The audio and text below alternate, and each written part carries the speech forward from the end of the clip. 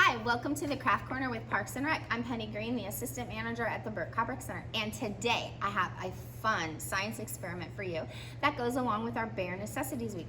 We are going to do a fizzing ice experiment. For this experiment, you're going to need a container, some ice, vinegar, baking soda, food coloring, and if you want the experiment to last a little longer, some Dawn dish soap. For time's sake, I've already got the ice in the container. I've sprinkled the baking soda over the top and put a few drops of the food coloring. Because of some of the products we're using for this experiment, I would probably say this is going to be ages 6 on up. The littles could go ahead and sprinkle the baking soda, but because food coloring stains, proof positive, and vinegar could be a little messy with the kiddos, I would not have the younger kids participate in that part of it. So once you have put the baking soda, the food coloring over the ice, we're gonna go ahead and do a few drops of the baking soda. I feel like I'm making a sundae. Or of the Dawn dish soap over the baking soda. This is where the fun gets. You guys ready? You can use a pipette, you can use a little cup, you can use a dropper. I'm just gonna use a cup, and then you are going to watch and see what happens. I wish you guys could hear the noise this makes. Do you see the bubbles? Because the ice is cold, that's what's going to take the process a little bit longer. And like I said, the Dawn dish soap makes the process last longer. Well, there you guys have it. Fizzing ice experiment. I would encourage you to use different colors and see if you can get them to mix and just have a good time with this. We'll see you next time on the Craft Corner. Bye, guys. Hi, welcome to the Craft Corner with Parks and Rec. I'm Penny Green, and today I'm at the Burt Rec Center. For today's art project, we are going to make a panda bear fork painting. Yep, that's what I said. We are going to paint using a fork. For this project, you're going to need a plastic fork, some white paint, white paper, black paper, any other colored paper, because that's what we're going to use for the background, a glue stick or liquid glue if that's what you have, and some scissors. To start this project, we're gonna go ahead and cut out the parts. We are gonna need 2 ears. For me, the easiest way to ensure that they're the same size is fold your paper in half, and then you're only cutting once. So I'm just gonna cut a half moon like that, and voila, we have 2 ears. Now, our bear also has to have 2 eyes. So I'm going to cut, they're not exactly completely round circles. They're going to be a little more avocado shaped, so a little more flattened or squished circles. And there are our eyes. Now in the center of those, we are going to need the pupils. So once again, I folded the paper, so I'm only having to cut once. And I'm going to cut 2 small circles. If you can't do like I'm doing and just freehanding it, you can always draw it and then, or trace it and then cut from there. And then that's going to go in the center. And I'll show you how we're going to put those together in just a minute. And then the last thing we need are the tiny circles inside the white circles.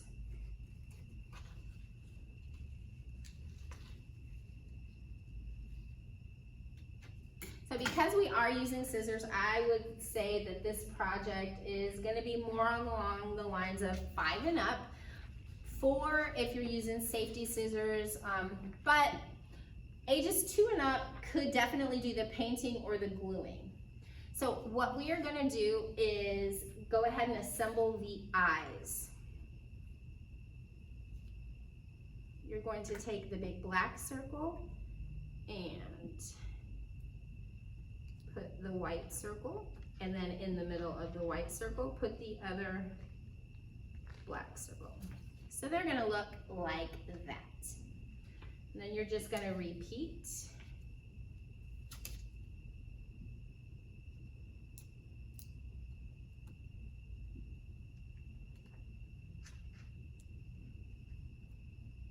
And now for the fun part. We're gonna set those to the side. And the last thing we have to cut is our bear's nose. And that is going to be a quick cut up and then like a moon shaped.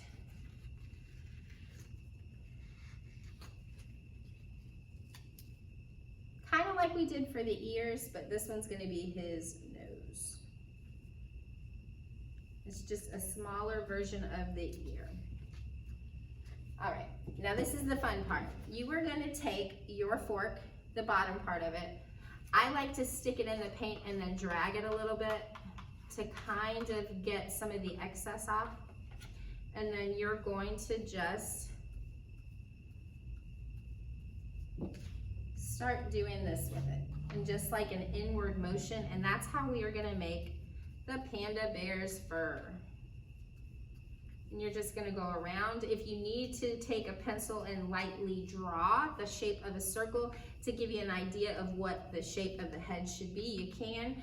But I've said it before, art is all about interpretation. And this is a time where you don't have to be perfect. So that's why I kind of just like winging it. So by using the fork, it's kind of given our panda bear, our panda bear, the texture of fur.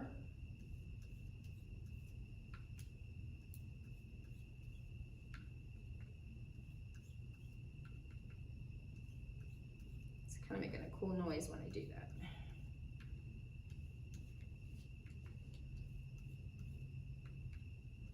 With the 4th of July coming up, to me, this kind of looks like fireworks. So if you wanted to use different colors of paint, you could, and also maybe sprinkle some glitter on there.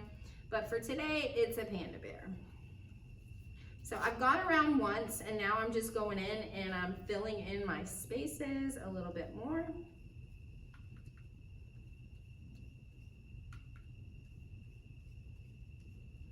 So I'm pretty happy with the way his face looks. I'm gonna go ahead and set my paint to the side.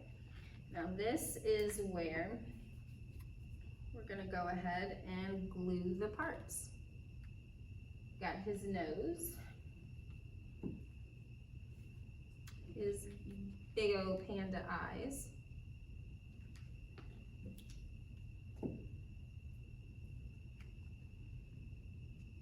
and his ears.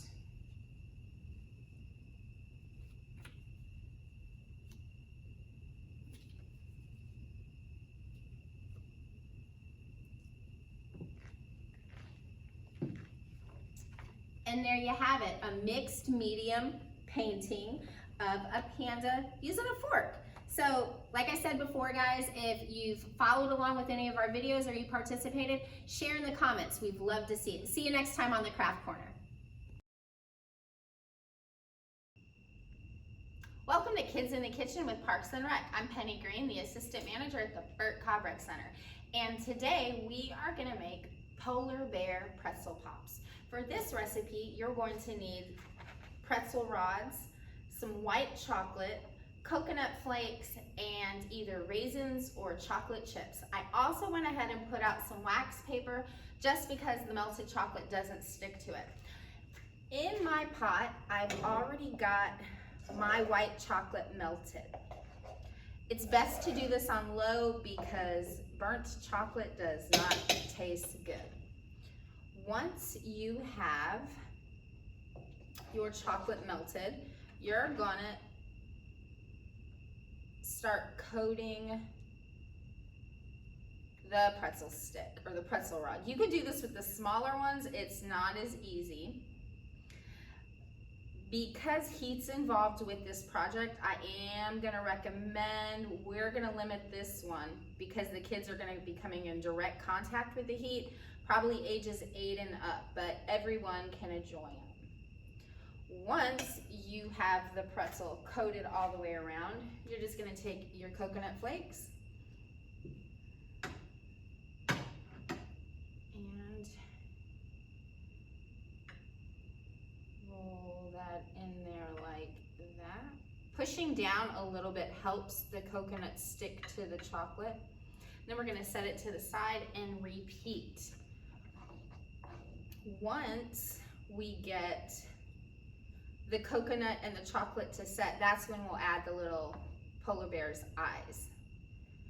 I'm just using a regular stovetop pot. If you have a small crock pot, you can use that, and then, or a fondue pot. It'll make dipping the pretzels easier. And we just repeat the process. I would say the kids would be able to do this if they were younger, the rolling into the coconut, but definitely we would want ages 8 and up to handle being in direct contact with the heat.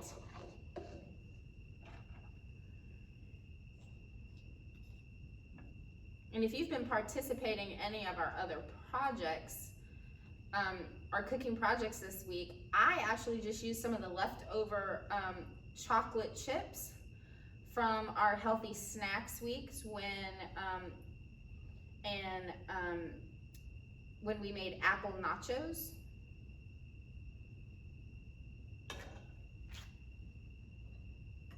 And you can see it's a fairly quick process. It's really yummy, a healthy snack. So we got 3 of those. I'm gonna go ahead and turn my heat off. And then I'm just gonna dip the end of it, the chocolate chip, onto the chocolate, the melted chocolate, to make the little eyes stick. Do that for our other 2.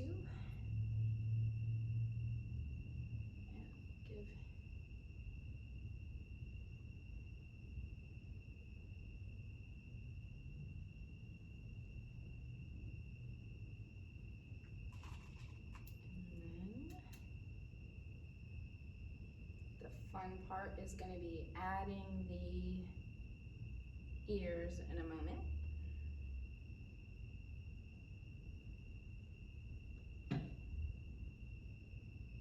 We're going to do the same process for the ears.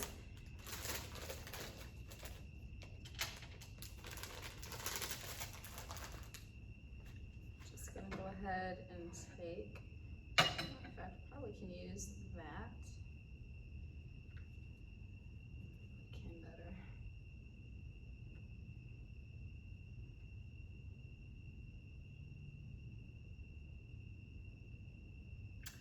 And there you have it, Polar Bear Pretzel Pops. I hope you guys enjoyed this segment of Kids in the Kitchen with Parks and Rec. Enjoy, guys. We'll see you next time. Hello, everybody. My name is Joe Pitts, and I am the mayor of this beautiful city of Clarksville, Tennessee. It is my great pleasure and opportunity and honor to read you a book today, and I hope you're having a great summer. I know you are. I know things are a little different, but that's okay because life is different sometimes. I get to read a familiar book to you, one that I read when I was a kid called Goldilocks and the 3 Bears. It is illustrated by Barbara McClintock, and it's retold, because this story's been told a lot, by Jim Aylesworth. So let's get into the story. It's a familiar story, and if you've got a book like this at home, why don't you get it out and read along with me. Once upon a time, there lived a little girl named Goldilocks, who was very, very good, except that sometimes she forgot to do things that her mother told her to do. Yes, she did. Fortunately, most of the things she forgot to do were small things, like forgetting to tie her shoe or forgetting to wipe her mouth after eating bread and jam, so it really didn't matter too much. But once in a while, Goldilocks would forget not to do things that her mother told her not to do, and that kind of forgetting would lead to much more serious trouble. So you can see Goldilocks is sitting in her chair. She's got her hobby horse there, her stick horse, and her dolls and her playhouse, or dollhouse, and that's a beautiful scene out the window there. Very like the trouble that happened on the day of this story. It all began one Sunday morning when Goldilocks asked if she could go out onto the meadow to pick flowers. "You may go," said her mother, "but make sure not to go into the woods. I've heard that a family of bears live there." "Yes, ma'am," said Goldilocks, and she picked up her flower basket and she left out the door. So see, she's asking her mother permission, and now she's picked up her flower basket and away she went. But very soon she saw a butterfly and she began to chase it.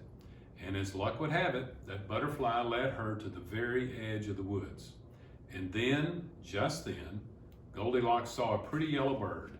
And wanting to see more pretty birds, she forgot not to do what her mother told her not to do. And she followed a path up into the woods looking for pretty birds. Sometimes we forget what we're not supposed to do. Very soon, Goldilocks came to a curious little house in the woods. And oh, she thought it was so pretty that straight away she peeked in through the kitchen door. See how pretty it is? It's covered with ivy and it's got flowers and things out front. And Goldilocks is looking through the kitchen window. In the meantime, the family of bears who lived there had just left out the front door for a walk, while their bowls of breakfast porridge cooled off on their kitchen table. So Goldilocks is in the back, and the three bears are going out the front door on a walk while their breakfast cooled off. "Hello," called Goldilocks. "Anybody home?" Well, there was nobody home, of course, and Goldilocks should have turned around and gone back to the meadow.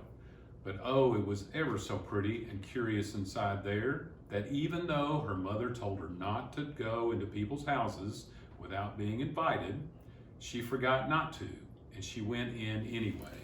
So you can see she looks through the kitchen door and she sees the breakfast table all set, and it was really pretty inside with a nice rug and curtains. Straight away, she saw those porridge bowls on the kitchen table, and yes, that porridge smelled so delicious that I'm afraid she forgot that her mother had told her not to touch other people's food, and she decided that she had to have a taste, and she did. First, she took a taste of the great big bowl, Papa Bear's bowl, but oh my, no, that porridge was much too hot. Then she took a taste from the middle-sized Mama Bear bowl, but that porridge was just a little too cold. And so then she took a taste from these wee small baby bear bowls, and she found it neither to be too hot nor too cold, but just right. And so delicious that without really meaning to, she ate it all up. So it was gone. She really enjoying that, her big smile on her face. Then she went into the parlor, and there she saw 3 curious chairs. Goldilocks thought they were the most curious chairs she had ever seen. In fact, she seemed so curious to her that even though her mother had told her not to use people's things without permission, she forgot not to, and she climbed up and sat down in the great big huge Papa Bear chair. That's a pretty big chair for Goldilocks. You can see her trying to sit up in that big chair. I wonder what she did next. If I can get the page to turn. Okay. But after only a moment or two, she found that this great huge chair was much too hard for her. So she climbed down and she sat in the medium-sized chair, which was Mama Bear's chair. But that chair was too soft for her. So next she sat in the wee small baby bear chair, and this chair she found neither too hard nor too soft, but just right. But when she leaned back to make herself more comfortable, it broke and dropped her onto the floor with a crash. Uh-oh. You can see Goldilocks fell to the floor, and I have a feeling she broke the chair.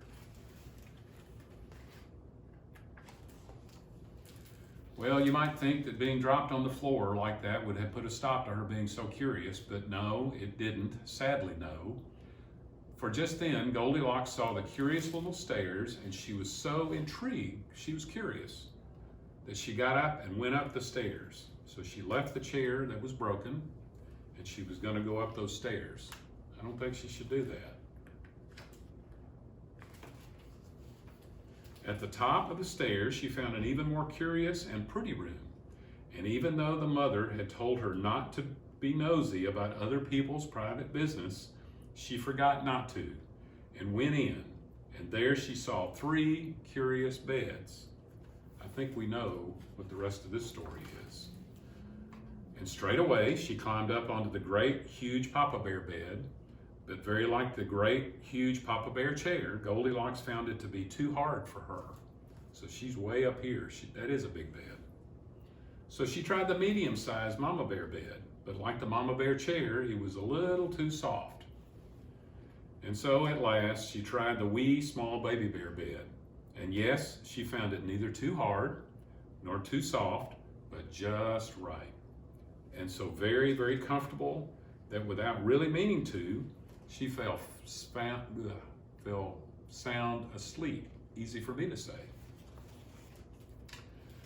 Just then, the Bear family returned from their walk. Uh-oh. The great huge Papa Bear went over to the kitchen table, and in his great huge voice he said, "Somebody's been eating my porridge." Then the Mama Bear looked at her bowl, and her medium-sized voice said, "Someone's been eating my porridge." And then Baby Bear looked at his bowl, and in his wee small voice he said, "Somebody's been eating my porridge," and they ate it all up. Then they went into the parlor. Remember, the parlor's where they had the chairs. Papa Bear said, "Somebody's been sitting in my chair," said the Papa Bear in his great huge voice. Mama Bear in her medium-sized voice said, "And somebody's been sitting in my chair."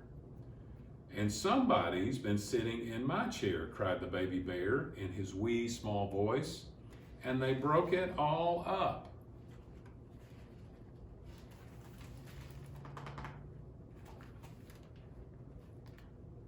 Well, the pages are sticking together, or my fingers don't work like they used to. So here they go. Cautiously, very carefully, the bears went up the stairs. What do you think they're going to find? Papa Bear looked at his bed in his great big huge voice. He said, "Somebody's been sleeping in my bed." "And someone's been sleeping in my bed," said Mama Bear in her medium-sized voice. "And someone's been sleeping in my bed," cried Baby Bear. And there she is. They discovered Goldilocks, and she was fast asleep. So what do you think happens next? But then, just then, Goldilocks woke up. She looked up at the bears who were looking at her, and just as fast, she remembered that her mother had told her not to talk to strangers. And she didn't do it. No, indeed, she didn't. Instead, she ran down the stairs and ran through the kitchen, and she ran out the door, and she ran, and she ran, and she ran all the way home.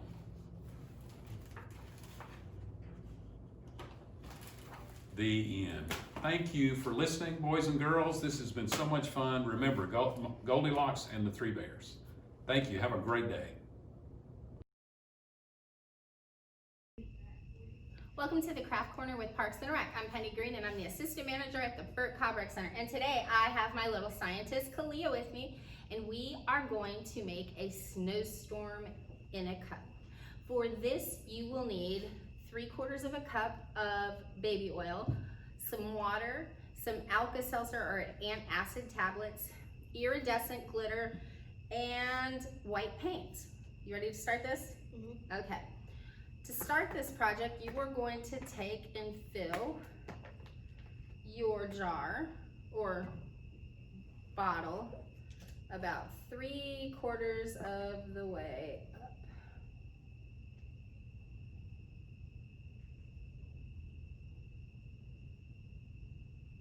Dun, dun, dun. We're getting there. We might end up using all of our baby oil.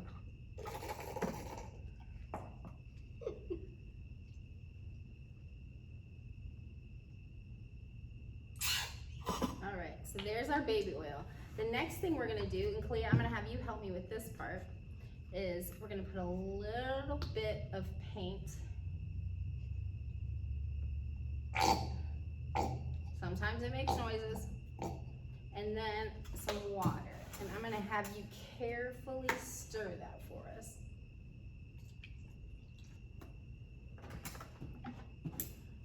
and stir that. We want all the paint to kind of dissipate or dissolve into the water. So tell me when you think it's all mixed together good. Good? All right. So Kalia, I am going to have you carefully pour that into our baby oil.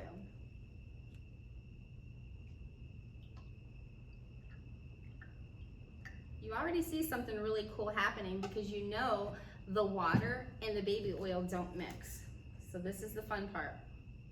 What am I doing? I'm gonna let you sprinkle the glitter.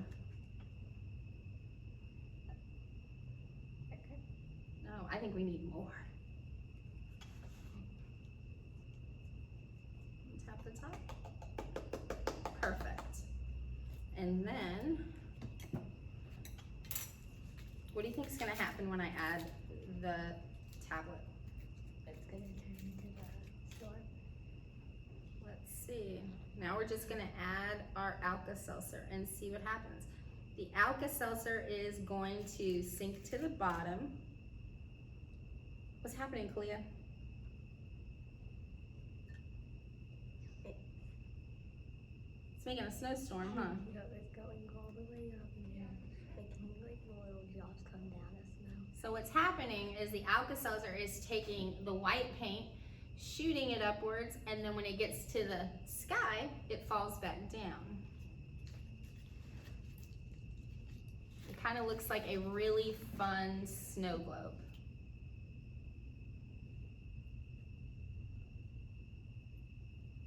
Can you hear it sizzling? Yes. So that's a snowstorm for you. We'll see you next time on the Craft Corner with Parks and Rec. Bye.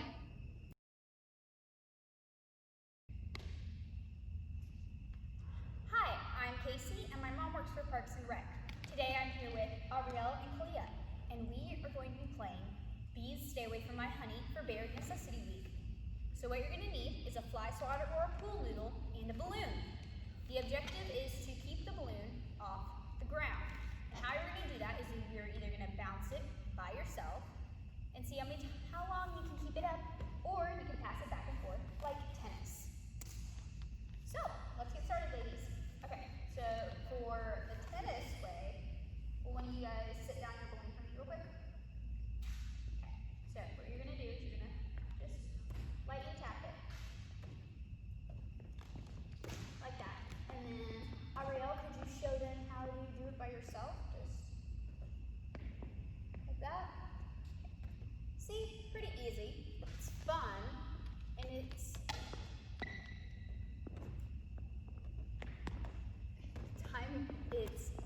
definitely attention catching. So you just Need to keep the eye on the balloon. Yep. Definitely for hand-eye coordination. Definitely works for hand-eye coordination and motor skills. So that is it for